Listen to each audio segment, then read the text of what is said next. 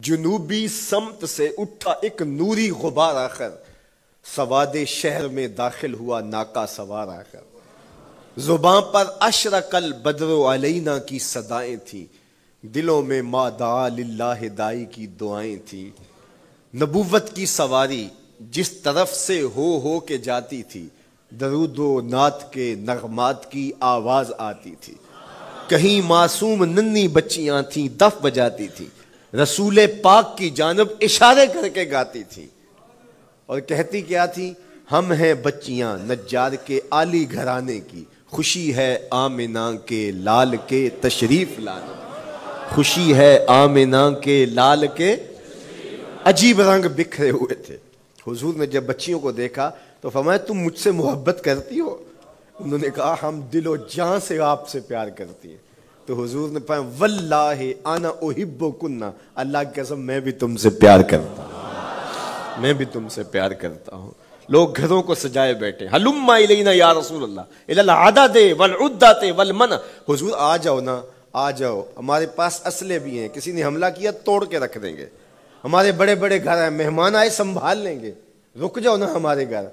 اب اتنے چاہنے والے ہوں تو کس کو پذیرائی دیں؟ حضور اونٹنی کی مہار گردن پہ ڈالتے ہیں، فرماتے خلو سبیلہا ناقتی مامورۃ من اللہ، اس کی راہیں چھوڑ دو، یہ اللہ کے حکم کی پابند ہے۔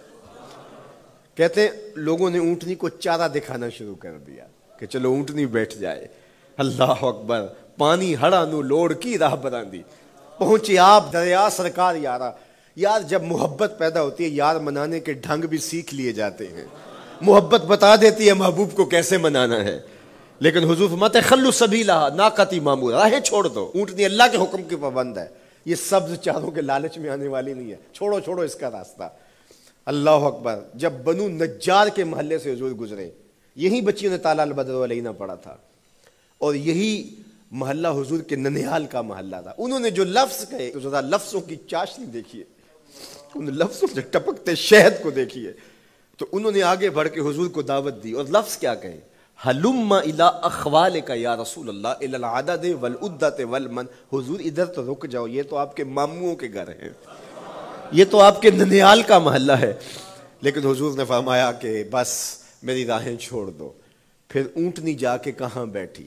نیویاں دا پرونا ہے میرا نبی، کوٹھیاں تے چڑھے ویخ دے رہ گئے۔ سہل اور سہیل دو یتیم بچے تھے اور ان کی خالی جگہ پڑی تھی، جا کے اونٹنی وہاں بیٹھ گئی، اٹھایا گیا پھر بیٹھ گئی۔ قریب ترین مکان حضرت ابو ایوب انصاری کا تھا، دوڑے آئے سامان اتارنے لگے، کہا حضور اونٹنی کو اب نہ اٹھاؤ، اب تو میرے بخت جاگ پڑے ہیں۔ پھر ان کی کیفیت کیا تھی؟ امروز شاہ شاہاں مہمان شو دستو مارا، امروز